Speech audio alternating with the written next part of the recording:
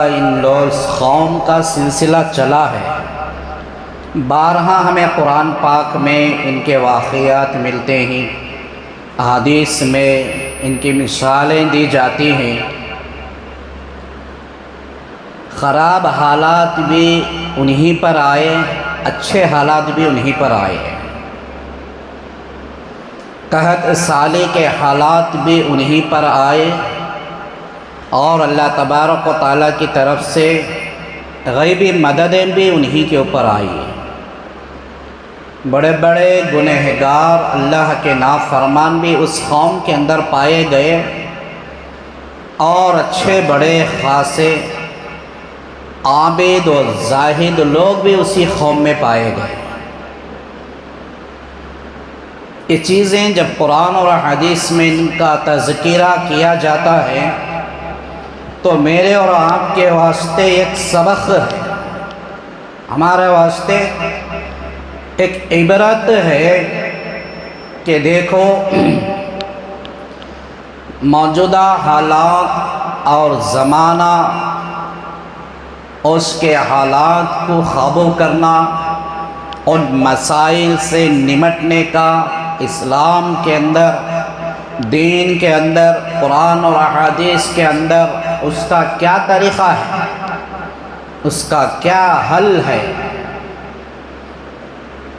یہ اللہ تبارک و تعالیٰ نے دوسرے اور قوموں کے اوپر ان تمام چیزوں کو عائد کر کے ہمیں بھی اپنے آپ میں تبدیلی لانے کا اور مسائل کو نمٹنے کا، ان مسائل کے حل کا طریقہ دکھایا اور سکھایا گیا۔ بارہا صد افسوس کہ آج کے حالات جو ہمارے چل رہے ہیں، ہمارے ملک کے بن رہے ہیں، ہر آئے دن ایک نئی مصیبت، ایک نئی پریشانی، خصوصاً مسلمان قوم کے اوپر ظلم اور زیادتی، علماء کے اوپر جبراً ظلم، جہاں مسلمان کے نام سے شناختی کے ساتھ مل جائے ان لوگوں پر ظلم ہونا، مہنگائی کے مسائل، اشیاء اور چیزوں کی کمی، اور ایک طرف یہ حالات ہیں تو دوسری طرف نبی پاک صلی اللہ علیہ وسلم کی پیشن گوئی، جو نبی نے فرمایا میرے بعد قیامت تک تقریباً 80 لوگ ایسے پیدا ہوں گے جو نبوت کا دعویٰ کریں گے،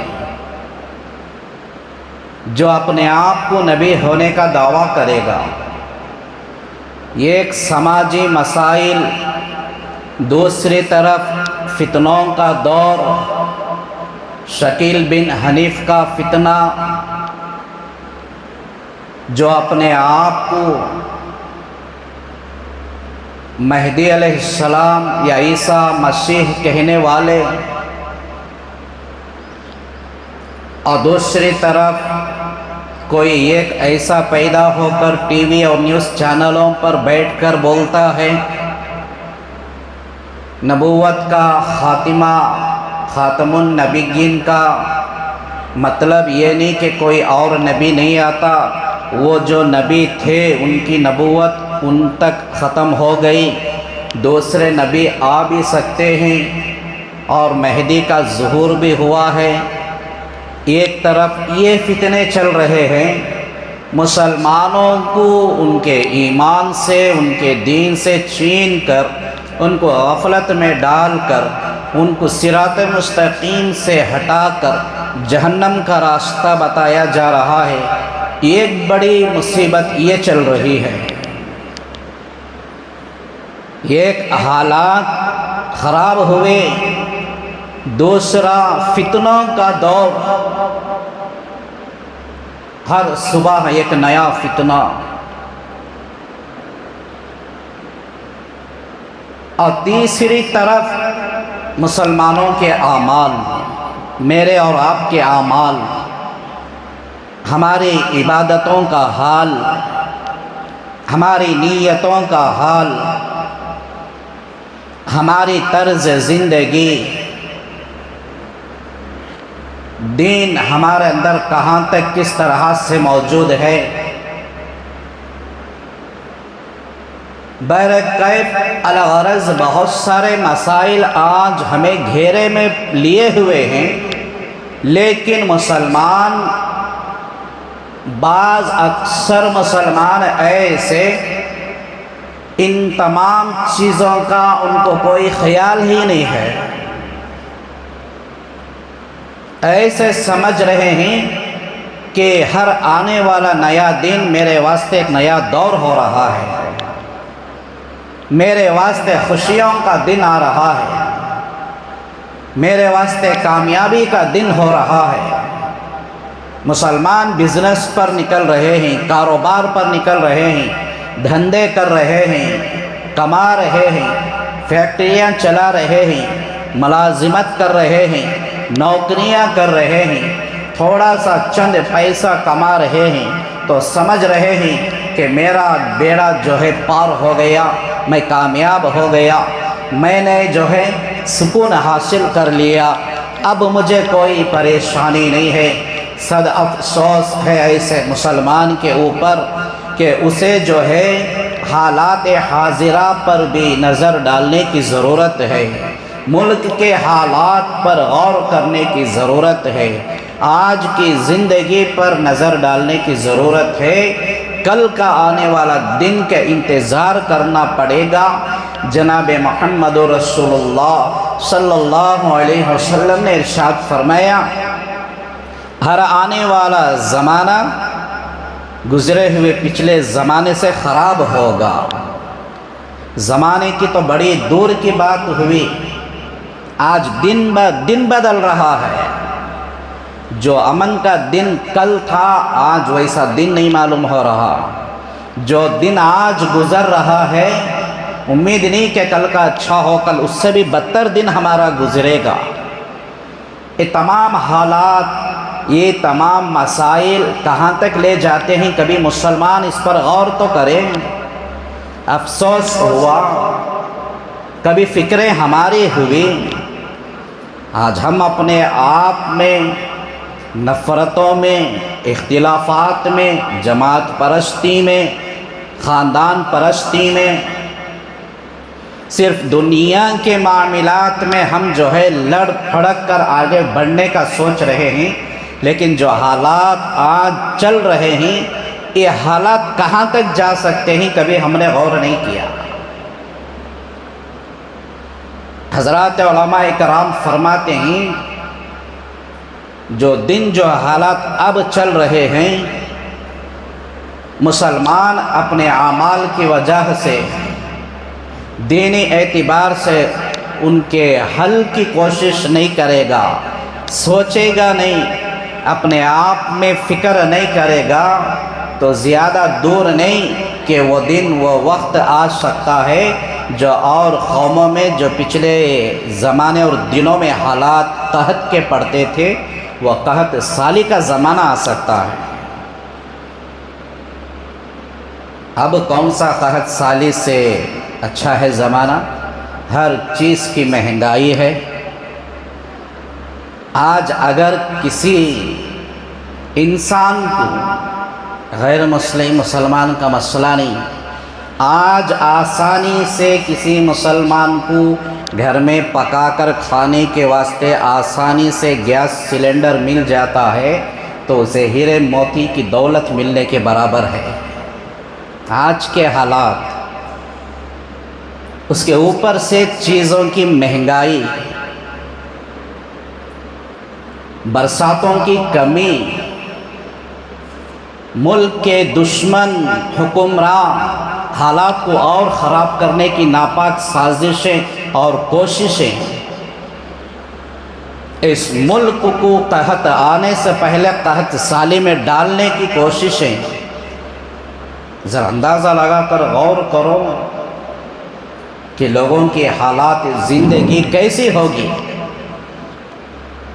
چھوٹے موٹے انسانوں کی زندگی کیسے بسر ہوگی۔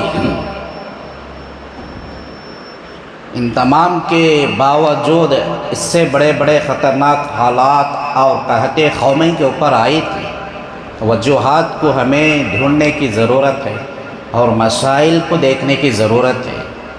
یہ جو آج حالات جو چل رہے ہیں، نبی پاک صلی اللہ علیہ وسلم نے قیامت کے قریب کی پیشن گویاں ارشاد فرمائی تھی۔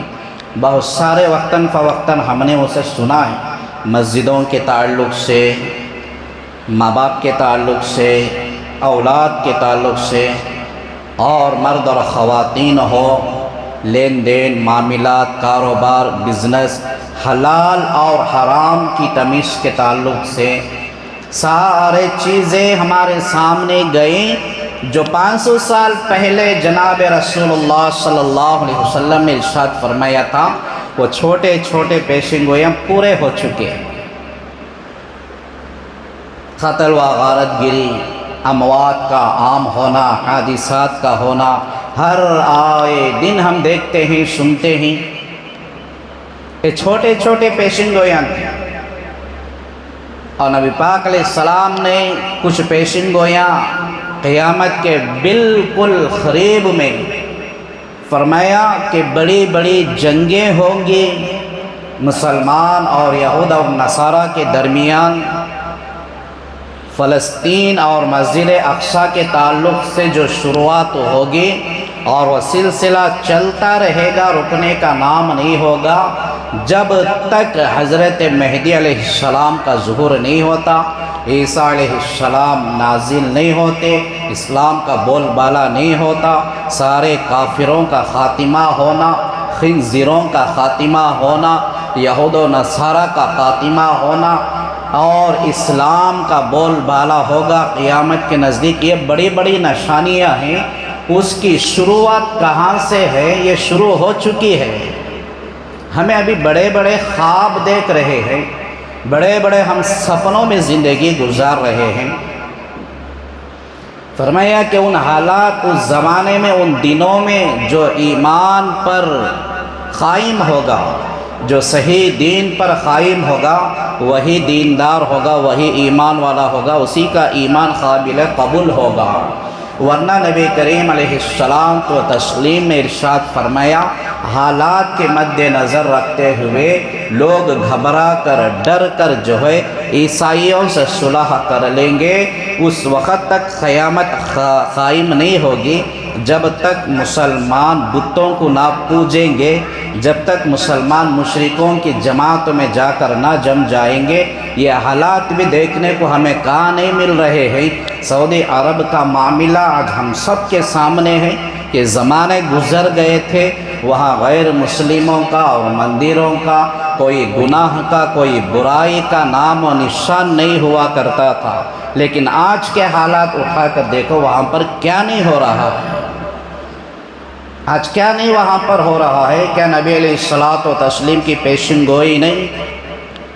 پاکیزہ عرب ممالک کے اندر گناہ شروع ہو گئے، گانے بجانے کے اڈے پیدا ہو گئے، شراب کے بار کھولے گئے، مندروں کو کھول کر رکھ کر اس کی پوجا پاٹ کرنے کی اجازت دے دی گئی۔ نبی علیہ السلام کی یہ پیشن گوئی ہے، اور فرمایا فلسطین اور مسجد اقصیٰ کو لے کر ایک زمانے آخر تک یہ جنگ چلتی رہے گی۔ اس میں ایک مٹھی بھر لوگ ایمان والے ہوں گے جن کا مضبوط ایمان ہوگا، وہ مرنے سے، شہید ہونے سے نہیں ڈریں گے، مرتے رہیں گے، اس کے بعد بھی وہ آگے بڑھتے رہیں گے، لیکن وہ اقصیٰ کی حفاظت کرتے رہیں گے۔ آخر زمانے میں ساری دنیا سے چل پھر کر لوگ جو ہے جا کر وہاں پر پورے جمع ہو جائیں گے، ایک بڑی جماعت بنے گی، اور وہاں سے بڑی عموماً جنگ ہوگی جو یہود و نصارہ کے خلاف ہوگی۔ آج حالات کا جائزہ لے کر دیکھیں، کل ہی کی خبر ہمارے سامنے پیش ہوتی ہے، دنیا کے اطراف و اکناف سے تقریباً 50 لاکھ نوجوان مسلمان ایران اور شام کی طرف روانہ ہو رہے ہیں کہ جا کر جماعت میں جمع ہونے کے واسطے جنگوں کے اندر اپنا حصہ لینے کے واسطے، شہید ہونے کا مقام اور مرتبہ پانے کے واسطے یہ ولولہ اندر پیدا ہو رہا ہے۔ یہ میں اور آپ دنیا کے کنارے کی طرف یہ امیدیں لے کر جی رہے ہیں کہ کل کی میری زندگی کی یہ حالات ہے، میرا آگے کا یہ پروگرام ہے اور مجھے سامنے یہ کرنا ہے۔ لہٰذا محترم دوستوں، بزرگوں، حالات جو ہے سخت ترین ہو چکے ہیں۔ اب کوئی امیدیں ہمارے ساتھ باقی نہیں رہی، ہمیں دیکھنا پڑے گا رسول اللہ صلی اللہ علیہ وسلم نے ایسے دور کے اندر بھی ہمیں کیا تعلیم دی ہے اور کیا سبق دیا ہے۔ کب یہ حالات آتے ہیں، ایک ظالم حکمرانوں کی طرف سے حالات بگڑتے ہیں، اور دوسرا ہمارے اعمال، ہمارے گناہ، ہمارے نافرمانیوں کے اثرات بھی یہ حالات لاتے ہیں۔ اب اتنا سب چلتے ہونے کے بعد، ہمیں معلوم ہونے کے بعد ہماری حالت کیا ہے؟ ٹی وی پر نیوز دیکھ کر ہم خاموش بیٹھ رہے ہیں، موبائلوں میں اخبارات معلوم کر رہے ہیں، ویڈیو دیکھ رہے ہیں، نیوزاں دیکھ رہے ہیں، معلوم کر کے خاموش بیٹھ رہے ہیں، لیکن اپنے آپ میں کبھی جو ہے ٹٹولنے کا موقع نہیں مل رہا۔ جو مصیبت، جو پریشانی گاؤں کی طرف آئے، جنگل کی طرف آئے، جب ہمیں اس کے جو ہے قابو لانے کی کوشش نہیں کرتے، وہ مصیبت اور وہ آگ ہمارے گاؤں تک بھی آ سکتی ہے۔ جب گاؤں میں آئی سونا بول کر ہم چھوڑیں گے تو وہی آگ ہمارے گھر تک بھی آ سکتی ہے۔ جہاں جنگ دور بیرونی ممالک میں چل رہی ہے، اس کے اثرات ہمارے ملک میں ہو رہے ہیں کہ نہیں ہو رہے ہیں؟ اس کے اثرات ہمارے ملک میں ہو رہے ہیں، اور آئندہ دنوں میں اور کیا خراب حالات ہوں گے اس کا اندازہ ہمیں نہیں ہے۔ یہ حالات اس وقت بگڑتے ہیں جب اللہ تبارک و تعالیٰ بندوں سے ناراض ہو جاتا ہے۔ بندوں سے ناراض اللہ کیوں ہوتا ہے؟ کہ بندوں کے بگڑے ہوئے اعمال کی وجہ سے ہوتا ہے۔ حضور اکرم صلی اللہ علیہ وسلم کے زمانے دور کے اندر بھی کوئی آفت آتی، کوئی پریشانی آتی، آندھی چلتی، طوفان چلتا، تو خود سرور کونین صلی اللہ علیہ وسلم کا یہ عمل تھا کہ آپ فوراً مسجد کے اندر داخل ہو جاتے اور جا کر اللہ کے حضور بارگاہ میں عبادت اور دعا میں مشغول ہو جاتے تھے۔ اب وہ تو عام سی حالات ہیں، برساتوں کا آنا، لیکن جو ہمارے زمانے دور میں چل رہے حالات، اس میں ہمارا رویہ، ہمارا طریقہ، ہمارے اعمال کیسے ہیں، ہمیں غور کرنے کی ضرورت ہے۔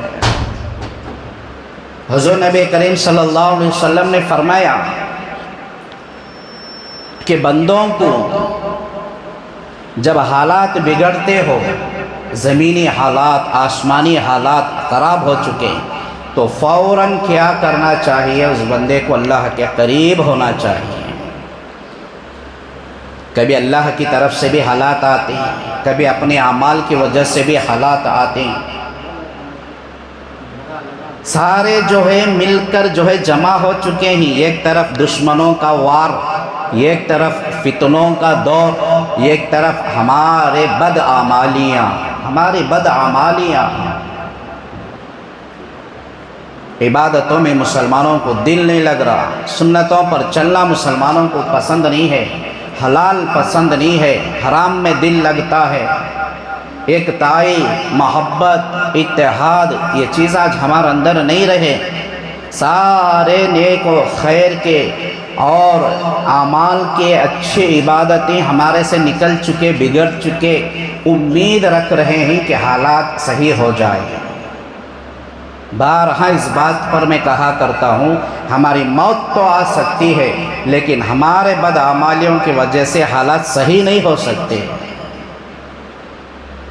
اللہ نے قرآن میں یہ فرمایا، وَإِذَا سَأَلَكَ عِبَادِي عَنِّي فَإِنِّي قَرِيبٌ، میرے بندے تمہارے ایسے حالات اور مصیبتیں پریشانیاں ہو جائیں تو ایک ہی تمہارا خالق و مالک ہے، ایک ہی تمہارا در ہے، جہاں آ جاؤ، مجھے پکارو، میرے قریب آؤ، مجھے بلاؤ، فَإِنِّي قَرِيبٌ، اس وقت دیکھو میں تمہارے بالکل قریب رہوں گا۔ جس قوم کے قریب اللہ تبارک و تعالیٰ آ جائے، اس کے حالات کیسے نہیں سدھرتے؟ اس پریشانیوں کا حل ہمیں لوگوں کے پاس ڈھونڈ رہے ہیں۔ گیس سلنڈر ہو رہا، غیروں کے پاس جا رہے ہیں، ہم گھٹنے ٹیک رہے ہیں، امیدیں کر رہے ہیں، ترس دے رہے ہیں۔ کوئی چیز کی مہنگائی ہو گئی، لوگوں سے ہم جو ہے اس کی امید رکھ رہے ہیں، حالات ہمارے صحیح نہیں، سیاست دانوں سے امید رکھ رہے ہیں، جبکہ دشمن سیاست دانوں کی طرف سے ہی ہمارے حالات خراب ہو رہے ہیں۔ کبھی مسلمان ڈنکے کی چوٹ میں فوری طور پر اللہ کو یاد نہیں کر رہا ہے، اللہ سے مانگنے کا نہیں سوچ رہا ہے، اللہ کا یقین اپنے دل میں نہیں لا رہا ہے، اللہ کے گھر میں جا کر سر کو جھکا کر اللہ سے مانگنے کا نہیں سوچ رہا ہے، یہی کہ امیدیں دنیا سے لگائے بیٹھا ہے۔ یہ حالات کبھی ہمارے نہیں بدلتے اگر ایسا ہے۔ اندازہ لگاؤ، نبی نے عمل کر کے تعلیم دی، جب نبی نے یہ عمل کیا تو پھر ہمارے کیا حیثیت ہوگی؟ ایک اس کا مسئلے کا حل جو ہے دعاؤں کا اہتمام ہونا چاہیے۔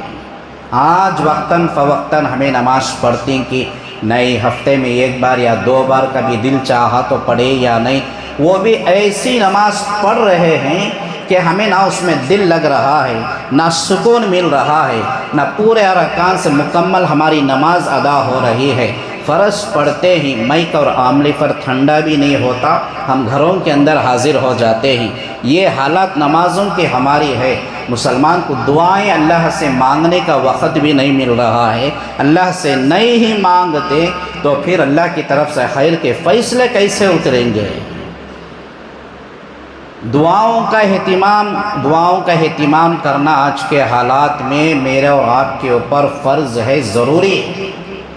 عبادتی نمازیں ہماری کیسی پڑھتی ہیں کہ اللہ بہتر جانے، لیکن دعا تو مانگنا آتا نا، دعا تو ہم مانگنا ہے نا۔ ساری دنیا والوں سے ہم مانگتے ہیں، اللہ سے نہیں مانگتے۔ اللہ سے مانگنے کا اہتمام کرنا چاہیے، اللہ سے گڑ گڑانے کی ضرورت آج ہے کہ اللہ میرے اعمال، میرے گناہ کی وجہ سے، میری کم و پیشیوں کی وجہ سے پتہ نہیں حالات ایسے ہوئے ہوں گے، لیکن میں صدق دل سے توبہ کرتا ہوں۔ جیسے تو نے بنی اسرائیل پر خیر کے فیصلے فرمایا، جیسے تو نے بڑے بڑے گنہگاروں کی توبہ قبول کی، ایسی میری توبہ قبول فرما کر کے ہمیں دعاؤں کا اہتمام کرنا چاہیے۔ اور حضرت علماء کرام فرماتے ہیں کہ آج کے حالات کے واسطے ساری امت اور قوم مسلمانوں کو آیت کریمہ کا ورد کرنا چاہیے، آیت کریمہ کی تلاوت باقی جاری رکھنی چاہیے۔ لا الہ الا انت سبحانک انی کنت من الظالمین، جو حضرت یونس علیہ السلام مصیبت میں پڑے ہوئے تھے، انہوں نے اس آیت کا ورد کیا تو اللہ تبارک و تعالیٰ ان کو مصیبت سے نکالا۔ جو آج موجودہ ہمارے ملک کے حالات چل رہے ہیں، یہ میرے اور آپ کے اوپر کوئی مصیبت سے کم نہیں، کوئی چھوٹی قیامت سے کم نہیں، یہ بھی مصیبتیں ہیں، یہ بھی چھوٹی قیامت چل رہی ہے۔ اس کا ورد اور اس کی تلاوت کا بھی اہتمام کرنا چاہیے۔ اور فرمایا صدقہ و خیرات کا معمول رکھیں، ان حالات کو سامنے رکھ کر، ان پریشانیوں کو سامنے رکھ کر اللہ تبارک و تعالیٰ کا غضب اور غصے کو ٹھنڈا کرنے والی چیز جو ہے وہ صدقہ اور خیرات ہے۔ صدقہ خیرات خوب دیا کرے، دعاؤں کا اہتمام کرے، آیت کریمہ کا اہتمام کرے، اللہ کو ہمارے اوپر ترس آئے، رحم آئے۔ حالات بدل سکتے ہیں، یہ نہیں کہ قوم کے رہنماؤں کے اوپر کوئی امید نہیں کہ ان کے مذاکرات ہونے سے فلانی جنگ رک جائے گی، وہ حالات قابو ہو جائیں گے، وہ حالات نارمل بن جائیں گے۔ ایسی امیدیں بیکار ہیں، جب تک اللہ خیر کا فیصلہ نہیں کرتا زمین پر کوئی خیر کا کام نہیں ہوتا۔ دہلی کی سرزمین پر قحط پڑ گیا تھا، حضرت علماء کرام اب کے دنوں میں فرماتے ہیں کہ وہ دن دور نہیں، قحط پڑنے کے قریب ہے، برساتیں رک جائیں گی، اناجیں ختم ہو جائیں گی، ساری مہنگائی آسمان چھونے لگے گی۔ اب ایسے مصیبت کے دن آ جائیں گے کہ مسلمان کو 2-3 دن گزرنے کے بعد بھی ایک وقت کا کھانا ملنا مشکل ہو جائے گا۔ बेंगलोर सिटी बड़े शहर के हालात मालूम करो। अगर आपको मालूम है तो मालूम होगा कितने लोग ऐसे आज सिर्फ गैस ना मिलने की वजह से भूखे गुजार रहे हैं, जिनके घरों में चूल्हा नहीं जल रहा है, अनाज होने के बाद खाना नहीं पकाया जा रहा है, पकाकर खाने की चीज़ नहीं मौजूद है, तो फिर कमाने का क्या ज़रिया बनेगा। बहुत सारे हालात ख़राब हो सकते हैं। इसलिए हमें अपने आप को गौर करने, होशियार करने और हमारे गुनाहों को लाकर अल्लाह के दरबार में रख कर अल्लाह से मांगने की हमें ज़रूरत है। दिल्ली की सरज़मीन पर ऐसा ही कहत पड़ गया था, सारी महंगाइयाँ आसमान छू रही थी, बड़े बड़े उलमाए कराम दुआएं कर रहे थे, कोई नतीजा नहीं निकल रहा था। हमारे गुनाहों को सामने रखकर गौर करें। गुनाह जिसे आज हमने बड़ा नहीं समझा, बदन के हाथ की धूल समझ गए, बदन पर मक्खी बैठी थी उड़ गई समझ गए, ऐसा गुनाह करते हैं। बच्चों के पास उसका लिहाज नहीं, जवानों के पास लिहाज नहीं, लड़कियों के पास ना, लड़कों के पास ना, बड़ों के पास गुनाह बोलती नहीं। इसकी अहमियत ही हमारे नज़दीक नहीं है। इतने गुनाह हम करते हैं। सारे लोग मौजूद हैं, सख्त अब फ़ौरन कुछ देर में पानी उतरना, बरसात आना है, वरना कहीं जाने का अंदेशा भी है। उलमा दुआ कर रहे हैं, दुआएं कोई कबूल होने का नाम और निशान बाकी नहीं है। एक रोशनदान घोड़े गाड़ी घोड़ सवार आती है, वहाँ से 14-15 साल का नौजवान लड़का उस रोशनदान से उतर कर आता है। भीड़ की जमात को देखकर पूछता है कि क्या हो रहा है। लोगों ने कहा कि हालात को मद्देनज़र रखते हुए बरसात के वास्ते अल्लाह से दुआएं मांग रहे हैं, अल्लाह से तौबा कर रहे हैं, रहमत की दुआएं मांग रहे हैं। लेकिन वक़्त गुज़रता जा रहा है, कोई असरात नज़र नहीं आ रहे हैं। वो लड़का कहता है, अगर आप लोगों की इजाज़त हो तो मैं दुआ करूं। उस वक़्त में क्या ना गुस्सा किया जा सकता है, ना क्या मजाक है, समझ में नहीं आता। बड़े बड़े अल्लाह वाले उलमा हैं, इबादत गुजार लोग दुआएं कर रही, दुआ कबूल होने का कोई नतीजा नहीं निकल रहा। लोगों ने कहा कि हम क्या कर रहे हैं फिर। ने उस लड़के ने पूछा कि नहीं, आपकी इजाज़त हो तो मैं दुआ कर सकता हूँ, हो सकता है कि अल्लाह तबारक व तआला को रहम आए और बरसात आ जाए, बरसात बरसा दे। लोगों ने कहा कि ठीक है। उसने चंद कदम चलकर उस रोशनदान घोड़े गाड़ी के पास गया, उसमें से पर्दा हटाकर एक थोड़ा सा कपड़ा निकालकर उस कपड़े को पकड़ लिया। उस कपड़े को पकड़कर उसने अल्लाह से दुआ मांगी। कोई लंबी बड़ी दुआ नहीं मांगी, अल्लाह इसकी पाकीज़ा और हया का तेरे पास कोई लाज है तो उसके सदक़े में बरसात को उतार दे। उसकी दुआ ख़त्म नहीं होने पाई थी, फ़ौरन बरसात हो गई। हालात सेकंडों के अंदर बदल गए। लोगों ने पूछा कि तूने क्या किया, क्या दुआ की, कौन है आखिर तू। और उस लड़के ने जवाब जो दिया, उस पर आज हमें हमारी उम्मत की कौम की औरतों को, माँ और बहनों को गौर करने की ज़रूरत है। घर के मर्दों को गौर करने की ज़रूरत है कि औरतों भी कैसी होनी चाहिए, औरतों के अमाल कैसी होनी चाहिए। और उस लड़के ने कहा कि जब से मुझे होश और ख्याल आया है कि मेरी माँ को बेपर्दगी में मैं खुद नहीं देखा, गैर देखना तो दूर की बात, इतनी पाकीज़ा और हया वाली मेरी माँ है, उसके तुफैल में जब भी मैंने दुआ मांगा है वो दुआ कबूल हो चुकी है। आज कौम की लड़कियां, औरतें, माएँ, बहनें वीडियो पर, टिकटॉक पर, इंस्टाग्राम पर नाचती हुई, गाती हुई, अपना मेकअप दिखाती हुई, अपने बदन दिखाती हुई, अपना ड्रेस की नुमाइश दिखाती हुई, सारी बेहयाई फैलाती हुई नज़र आ रही है। तो इस कौम पर अल्लाह की मदद आएगी क्या, हमें खुद गौर करने की ज़रूरत है। लिहाजा बातें और वाक़यात बयान करें तो बहुत ज़्यादा हो सकते हैं। दोस्तों, बुज़ुर्गों, तमाम नौजवानों से, तमाम मुसलमानों से गुजारिश है, आज के हालात को मद्देनज़र रखो, सारे इख्तिलाफ़ात को दूर हटाओ। अपने इख्तिलाफ़ात दोस्तों अहबाब से, जमात परस्ती से, जो आज हालात चल रहे हैं नहीं, جماعت پرستی کے اختلافات، یہ سارے چیزیں جو ہے دشمن کو کام کرنے کو موقع دیتی ہیں۔ کبھی جو کام دشمن کرنا تھا آج مسلمان خود کر رہے ہیں۔ بہت سارے مسائل ہیں، حالات ہیں، وقت کا تقاضا ہے، اللہ سے دعا کریں اللہ تبارک و تعالیٰ مجھے آپ کو کہنے سننے سے زیادہ عمل کی توفیق عطا فرمائے۔ ہمارے ملک کے اندر جو ہے اللہ تعالیٰ اپنی طرف سے خیر کے فیصلے فرمائے، امن و امان عطا فرمائے، تمام امت مسلمہ کو سکون اور پن امن والی زندگی نصیب فرمائے۔ آمین وآخر دعوانا الحمدللہ رب العالمین۔ سنتیں پڑھ لیجیے۔